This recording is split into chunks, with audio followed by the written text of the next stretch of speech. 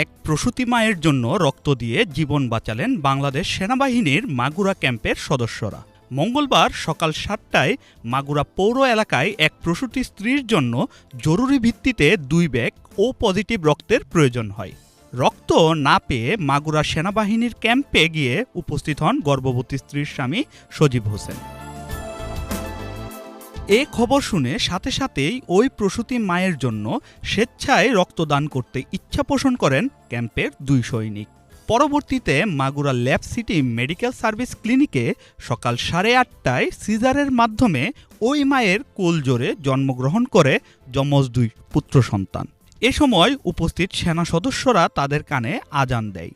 পরবর্তীতে camp in charge major Shafin ও senior warrant officer আজহার যমজ শিশুদের জন্য উপহার সামগ্রী প্রদান করেন। আমরা আত্মমমতা সেবাও এলাকার সকল ধরনের মানুষের পাশে আমরা আছি।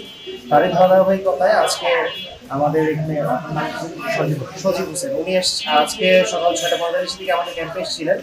এসে উনি জানান যে ওনার স্ত্রী গর্ভবতী ছিলেন এবং দুটা বাচ্চার জননী হতে চলেছেন, কিন্তু খুব এমার্জেন্সি পর্যায়ে চলে গিয়েছে।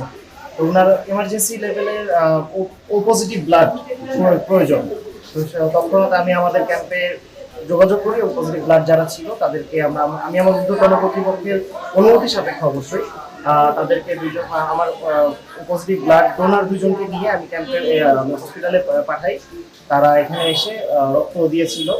দেওয়ার পরে আল্লাহর রহমতে অশেষ রহমতে এখানে অপারেশন কার্যক্রম সফলভাবে হয়েছে এবং বাচ্চা এবং মা সকলেই সুস্থ আছে আল্লাহর অশেষ রহমত।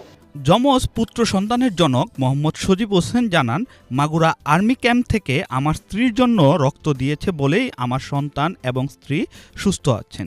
অন্তিম সময়ে এই উপকারের জন্য বাংলাদেশ সেনাবাহিনীর প্রতি বিশেষ কৃতজ্ঞতা প্রকাশ করেন এই দম্পতি। শাহরিয়ার আমান সানি, বাংলা ভিশন।